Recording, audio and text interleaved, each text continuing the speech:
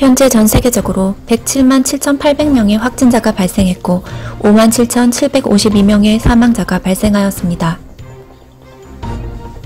한국에서 최근 수출용으로 개발한 진단검사 키트 명칭을 독도로 정하자는 국민청원이 발의되었고 35만 명이 동참했습니다.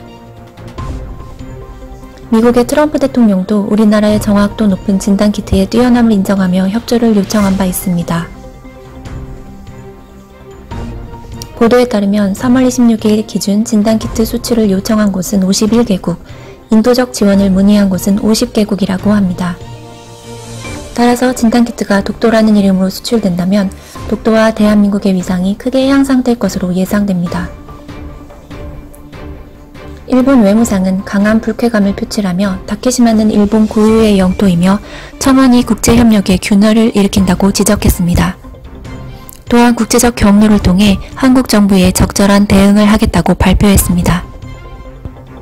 일본 정부는 독도가 1905년 다케시마란 이름으로 시마네현의 편입국이 된 일본 영토이며 한국이 불법 점거 중이라며 이를 개정 교과서에도 표기했습니다.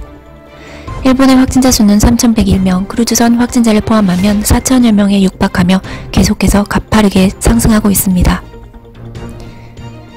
일본 내에서는 도쿄도가 773명으로 가장 심각한 상황이며 2위는 오사카가 346명으로 그 뒤를 잇고 있습니다.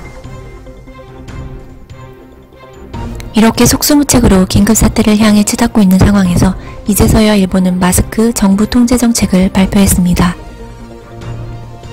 2021년 도쿄올림픽을 앞두고 의도적으로 적극적인 방역 정책을 펼치지 않았지만 이미 올림픽이 내년으로 연기된 상황에서 전세계적으로 한국의 공적 마스크 대책이 성공적이다라는 반응이 이어지자 급하게 정책을 내놓은 것입니다.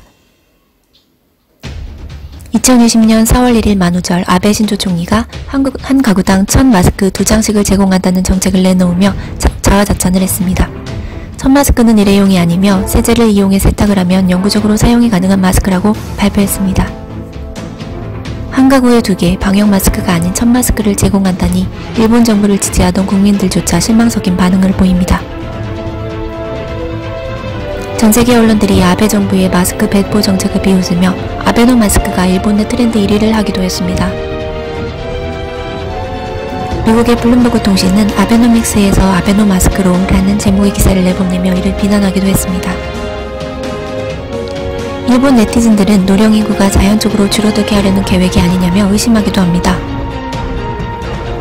이러한 비판을 뒷받침하는 객관적인 증거로 턱없이 낮은 검사 실시 인원을 꼽을 수 있습니다. 4월 1일 일본의 검사 실시 인원수는 164명으로 한국의 하루 15,000명 검사 실시 능력에 비해 턱없이 부족한 상황입니다.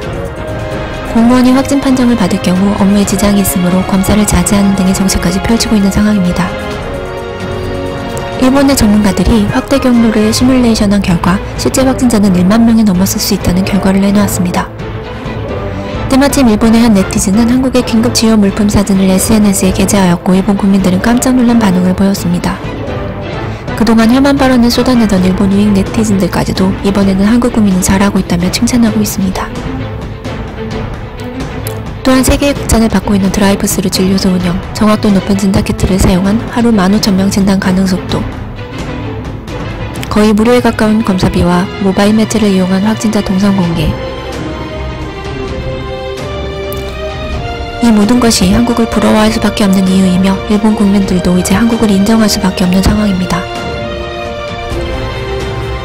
이제 한국은 이번을 계기로 강대국 사이에서 그토록 무시당했던 역사를 극복하고 전 세계가 지켜보는 가운데 거짓에 가려졌던 진실을 밝힐 수 있을지도 모릅니다.